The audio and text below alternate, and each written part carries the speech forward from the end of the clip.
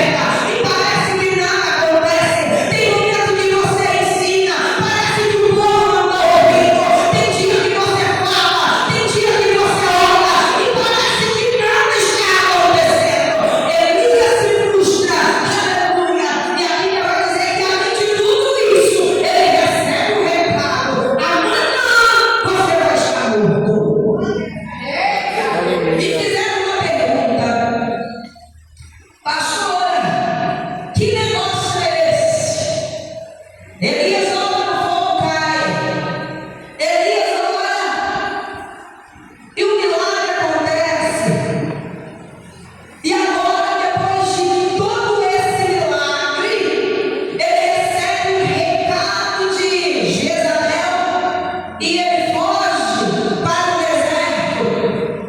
E quem estava conversando comigo começou a explanar o texto, e Deus foi falando comigo no meu coração. Ora, não era medo, irmãos. Não era medo. Era simplesmente um momento de frustração. Quem nunca passou por esse momento? Quem nunca ficou decepcionado? A decepção de Elias não era com Deus. A frustração de Elias não era com Deus. Era com um povo que tinha um coração endurecido. Era com um povo que não ouvia a mensagem pregada. Era com um povo rebelde. Era essa frustração de Elias. Quantas vezes nós pregamos, quantas vezes nós oramos, quantas vezes nós ensinamos, quantas vezes nós choramos e a gente vê o povo caminhando para o caminho errado. A gente fica, meu Deus, mas não é com Deus, é com o coração do ser humano que não está mais voltado para o Pai. Aleluia. Glória a Deus. E eu quero dizer para você que depois de uma grande batalha, não quer dizer que a guerra acabou. Depois de uma grande peleja, pense que é o momento de descansar. Jamais é momento de estar na posição. Aleluia! O inimigo vai investir pesado para tirar você do fogo da sua vitória. O inimigo vai investir pesado para tirar você do fogo da verdadeira vitória da qual você está buscando da parte de Deus. Não era momento de recuar, era momento de avançar. Não era momento de se esconder, mas era momento de se apresentar. Não é momento de recuar, é momento de se apresentar diante de Deus e dizer: a obra precisa ser completa. Glórias a ti, Senhor. Elias disse tudo aquilo ali, e quando ele recebe aquela mensagem, Elias pensa: então agora é hora de escapar, e escapar com vida. Quantos de nós queremos também escapar com vida? Depois de uma grande batalha, depois de uma grande guerra, Elias, naquele dia, ele estava cansado fisicamente. Não sei se ofereceram para ele um banquete lá no carne. Fez churrasco, né? Veio fogo e queimou tudo. Eu não sei se ele bebeu água enquanto ele estava lá à noite. Não sei se ele morreu. Eu sei que até o meio-dia um pouco estava lá no Monte Carmelo. E a Bíblia vai dizer que depois que ela anuncia que viria a chuva, o que acontece? Elias corre 25 quilômetros adiante de Acabe. Você já imaginou o físico daquele homem quando estava naquele dia? E aí veio a mulher e disse: não, você vai para morrer. Não tem o que fazer. E aí Elias foge para o deserto. Elias vai para o deserto. Tem desertos que Deus nos leva.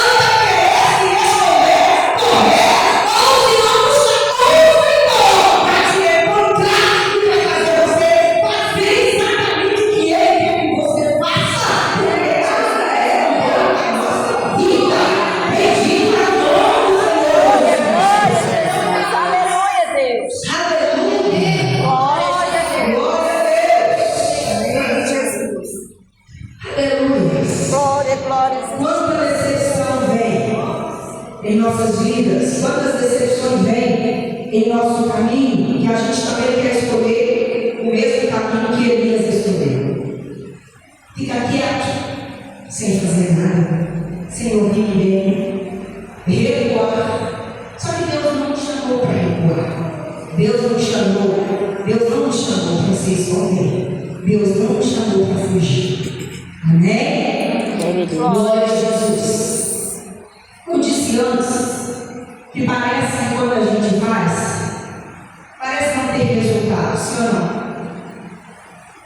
As mãezinhas, todos os dias ensinam a mesma coisa para os filhos, sim ou não? O sapato está no mesmo lugar todo dia. Tira daí, por favor. Coloca na sapateira. Azaf, todo dia toma banho, joga a toalha em cima da cama. Literalmente todos os dias. Ele vai para a sala, tem 6 anos. Vai para a sala, eu falo, volta aqui e põe no mesmo lugar. Parece que está sujo de defeito. Abre e fica todos os anos. Todos os dias. Chega da escola, tira o tênis no meio do quarto e fica lá. Joga a camiseta do lado, não é assim? E a mochila do outro lado. A gente entra no quarto, vai ter que ficar fazendo assim para poder passar. E a gente ensina todos os dias. Parece que nós estamos fazendo efeito. Espiritualmente, nós oramos, clamamos, insistimos, pregamos praticamente a mesma mensagem todos os dias. Jesus está voltando. Se prepara, se ajeita, se arruma. É perto, está perto. Todos os dias. E de repente, olha nós lá vendo alguém desviando do caminho. Parece que não está surgindo efeito. Quando que Elias pensou, não tem efeito a minha mensagem. Não tem efeito o meu esforço. Não tem efeito o que eu estou fazendo. Lá no final, aleluia, Deus mostra para ele o resultado da mensagem pregada. Deus mostra para ele o resultado do esforço dele. Esteve de pé 7.000 homens que não se dobraram diante de Baal. Vale a pena pregar o Evangelho. Vale a pena orar pela nossa família. Vale a pena insistirmos. Aleluia, mesmo que pareça que não tem resultado.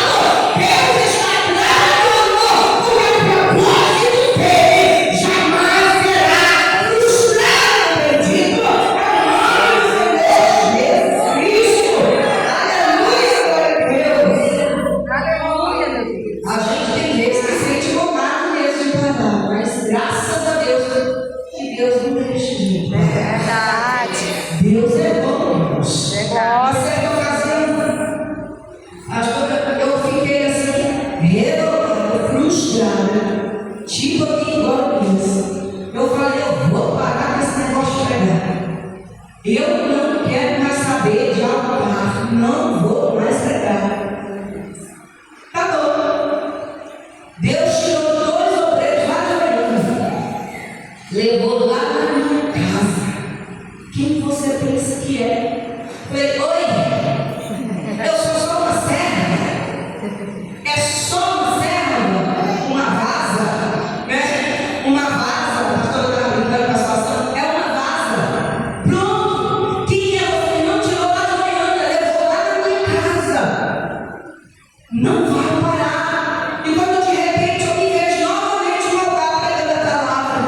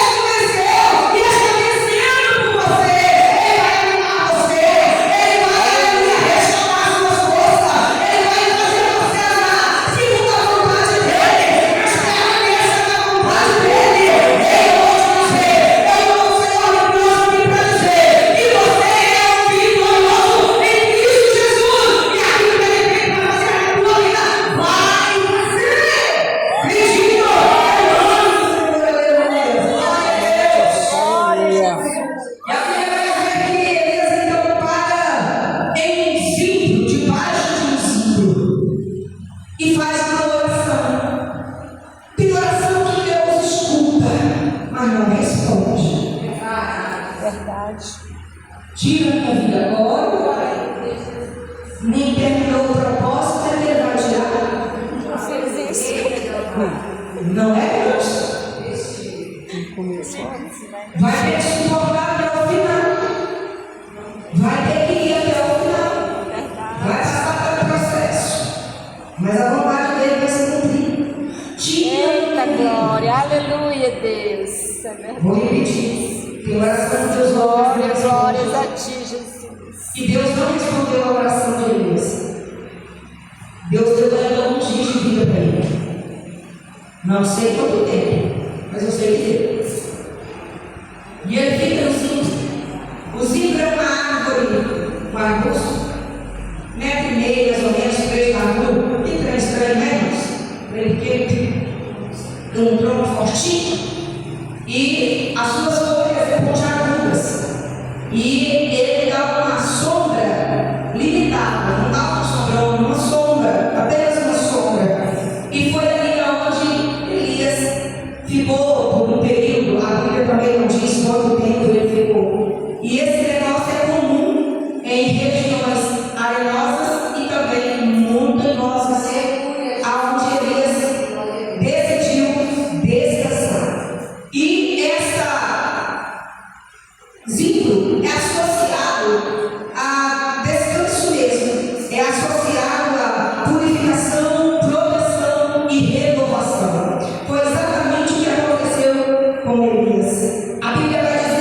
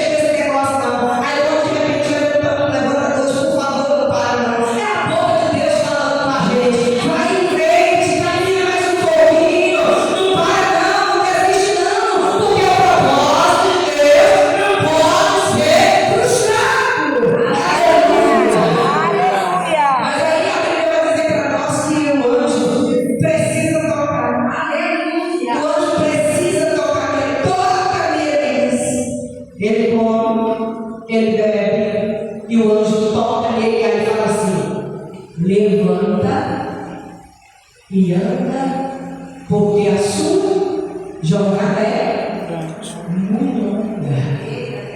Glória a Aleluia. Jesus. Aleluia, Deus. Quantas vezes a gente desiste convidar alguém porque convidamos muitas vezes? Quantas vezes a gente pensa, não vou orar para fulano, porque fulano quer nada de Deus?